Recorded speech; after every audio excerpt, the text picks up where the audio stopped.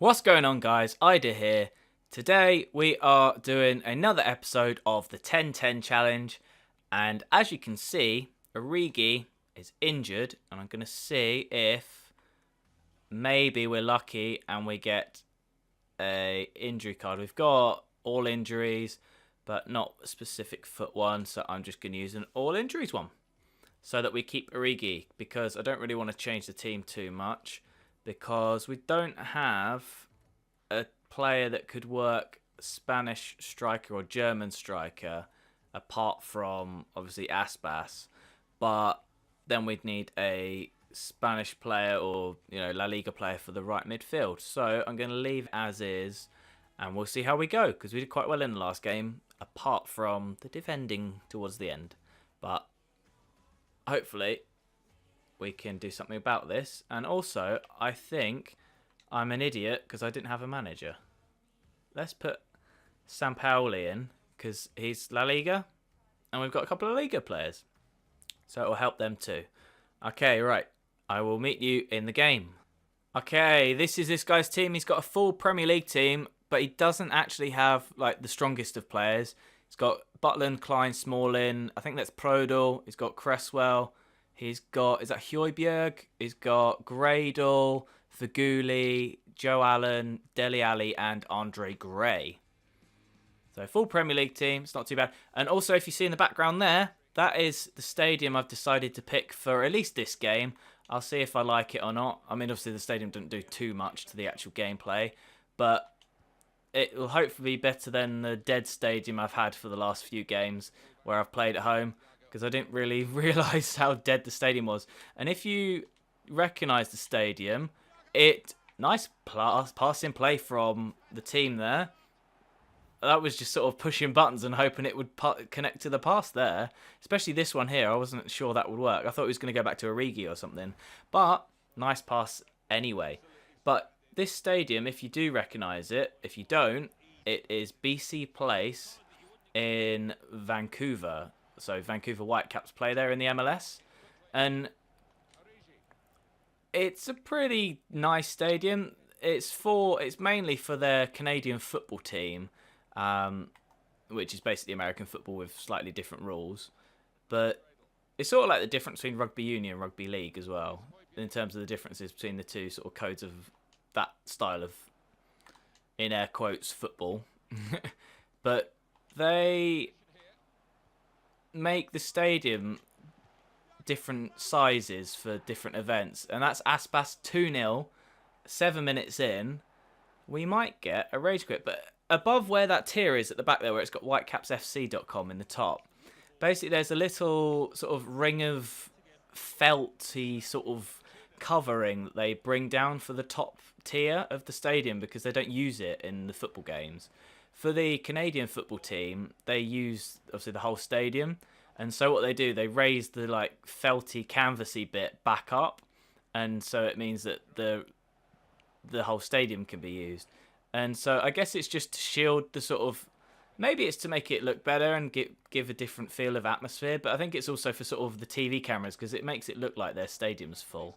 But I decided to go for it because it does look quite sweet in FIFA, but also I went to Canada for a summer once a few years ago to do some football coaching, and during the time there, we never got to, well, I was going to say we never got to Vancouver. We didn't get to Vancouver during the time we were coaching, and we got a week off sort of halfway through the time I was there, because I was only there for about 2 and a bit months. I think it was, 11 weeks basically, but 10 of the weeks was coaching. One of the weeks we had a week off, so we could do like a little holiday and do whatever we wanted. And in that week, we were in the middle of British Columbia in, I can't remember what the town was called now, but in the little town we were in, it was, they went to, if you watched the Top Gear with the Jeremy Clarkson in it, they drove from a town in the middle of nowhere in Canada to Vancouver in trucks. Or was it the other way around? Might have been the other way around. But they basically drove from this town, and then they had to rescue Richard Hammond. That's what it was. But basically, the town they started in was the town where I started, where I was coaching. And that week, we were looking at the fixtures for Vancouver because they were the closest team we could go and see. And so we thought, oh, we'll go watch Vancouver Whitecaps. And it turned out that week they were playing LA Galaxy. And at the time, LA Galaxy had Landon Donovan and David Beckham as their main two sort of designated players. And so we were really happy. We thought, yes, we're going to go watch David Beckham play in the MLS. Not the same as watching, David Beckham for England or anything like that, but it's still pretty cool to watch David Beckham play. Oh, Aspas nearly got a third. Almost 2 hat-tricks in 2 games. And basically, we booked the tickets for it on the sort of Monday night because the guys that I was coaching with, they were the ones that sort of initiated if we were going to go or not. And I was like, well, yeah, I'll come along with you. That's pretty cool idea. And it came to the Tuesday or the Wednesday of that week, and we were round one of the family's houses we were all staying with. We turned the TV on, and what did we see? It was LA Galaxy's MLS game from that midweek fixture. And in that midweek fixture, David Beckham, that one, that we booked the tickets, pretty much the sole reason we wanted to go to the game for, was on 4 yellow cards for the season. And you could probably tell where this is going. In the game that they were playing, I can't remember who they were playing. It was, I don't know, it was Dallas or somebody like that. David Beckham got a yellow card. So that meant he had 5 yellow cards for the season. And obviously, if you know anything really about most leagues in the world, football-wise, if you get 5 yellow cards, you normally get, like during the course of the season, you normally get a 1-match ban. So we had all this stuff planned out to go see the game, to watch David Beckham playing in America and all that. And we weren't going to see David Beckham. But we went anyway because we'd booked the tickets, and obviously we're not just going to go just because of David Beckham. We hadn't seen any football for a couple of weeks, and in England, because we went in the summer, and in America they obviously play the MLS during the summer. The football season in England wasn't even on, so we thought, something to go see. And there we go, change the camera. And when we got to Vancouver, we got in our hotel, and it was all good. But what we didn't realise was, before we left, we thought, oh, well, on the map, Canada is very big. On the map, where we were staying wasn't a million miles away from Vancouver on the map. Or Google Maps, same difference. And we figured out that actually it was about 13 hours for the drive. And the game was on the Saturday, and we decided to leave on the Saturday. So we had to get up at about 2 a.m. to drive all the way to Vancouver, over the mountains and everything. And we did get there on time, and we watched the game. But yeah, that drive was long as anything. But when we got there, everybody was knackered. The main sort of guy that was driving, because I decided I didn't want to drive that day, and the main guy that was driving us pretty much drove us all the way. We stopped off on the way a couple of times, and he had a little break for a time, but he drove most of the way. So I didn't understand how he wasn't just on the floor, like from being exhausted driving that far without really too much break. But he did, so fair play to him. But the game itself was actually, for Vancouver, a terrible game, because I think it was Yeah, it was 4-0, not 4-1. I was going to say 4-1. And during that game, they gave away 2 penalties, and Donovan scored both of them. And then I can't, for the life of me, remember who else they had, because the sort of turnover of players in the MLS. Oh, that's a lovely goal. And once again, I can't defend. That's Højbjerg, isn't it? Oh, he's got a classic kit on, so it doesn't have the players' names on the back.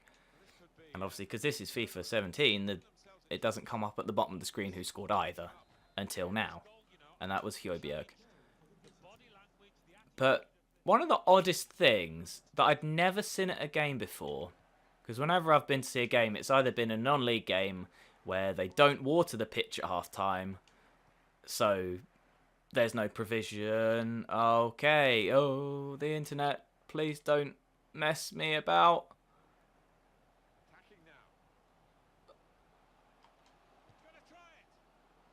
Okay, right. It seems like it's come back again. I didn't want to say anything just in case the game just quit on us. And I would probably lose the game because it's probably my connection. I hope it's not, but I wouldn't be surprised. But during half-time in a match, if you go watch the Premier League, they've got a sprinkler system under the pitch. And in non-league, nobody cares because, well, they're not going to water the pitch because it's non-league. And if it's like a club in League 2, probably, maybe League 1, they might just bring on some sort of like portable sprinklers that they just, bring on the pitch and give it a little water at half-time. And that's a goal for Origi. That is 3-1. Pulled it back. Well, I say pulled one back, but extended the lead, so that is pretty good. But during the half-time of the Vancouver game,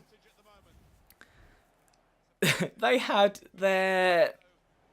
one of their local fire departments pull up a fire truck on the side of the pitch, basically, and they basically hosed the pitch with a fire hose. It was one of the most stranger things I've seen at a game at half time.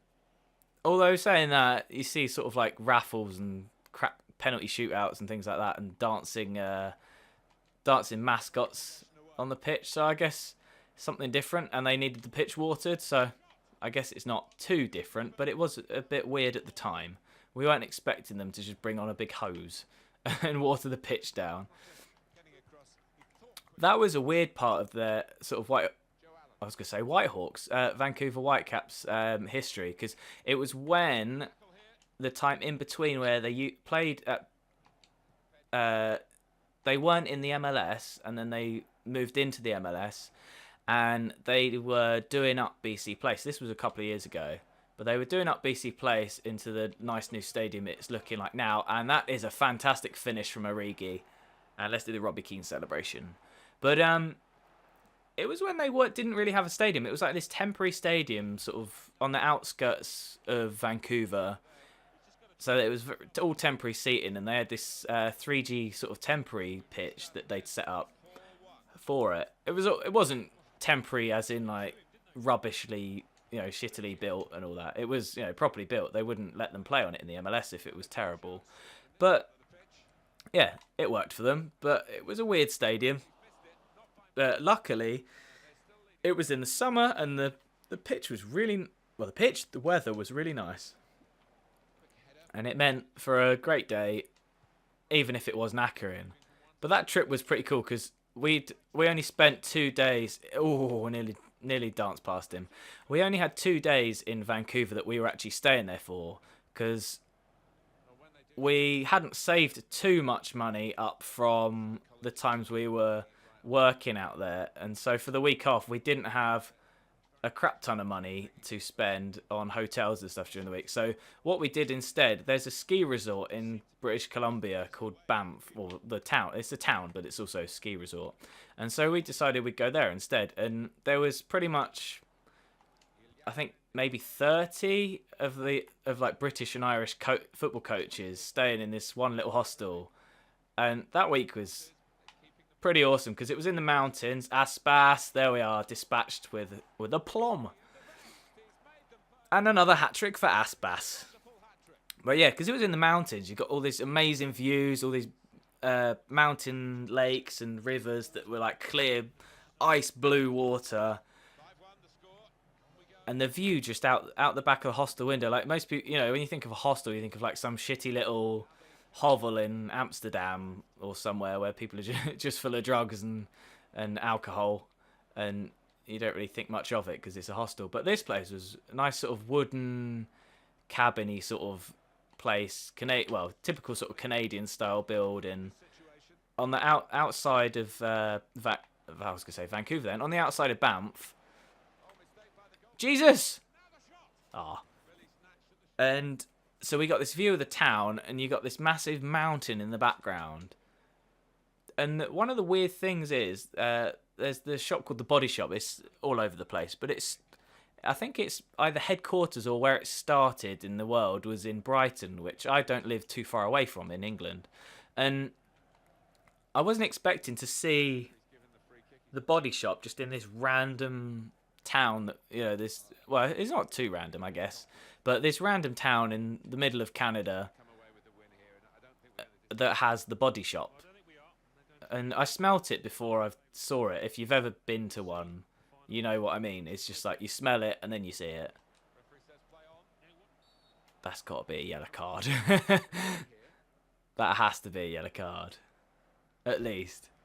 Just wiped him out there. Yeah, yellow card. And it's appeared from his chest and he's given him the yellow card. But I'd say so far, pretty comfortable this game. Oh, he's injured another player. Hopefully, I can use one of the cards on him. Hopefully, he's not just got a foot injury and I'm going to have to use the all healing card. Or I could, if he's only out for like one game, I might use Medran for a game. Because he's same league, same nationality. So we won't really lose too much on it. But so far this game, as I've had before in the last game, I'm actually enjoying this game because I'm winning. And that is the end of the game. That is 5-1. That's 2 lots of 5 in a row. 10 goals in 2 games. I did concede 6 in the first one, but I think I'm getting a bit more used to this team. And it's actually playing pretty nicely. Aspas 10 out of 10 again. Origi gone up 0.1 again. Pretty well-rounded result. And if you see in the background there, see the sort of tarps material thing in the background on the top of the screen? That's what I was talking about, where they sort of raise and lower it. There you go. You can see it perfectly there. That's what I was talking about with the raising and the lowering of the sort of heights of it. So you get the football set up and the Canadian football set up. It's a pretty cool stadium. But anyway, that was 5-1. I'll just show you this so you can see. But yeah, 5-1. That's the end of the game. And that is also the end of the episode. So thanks again for watching and see ya.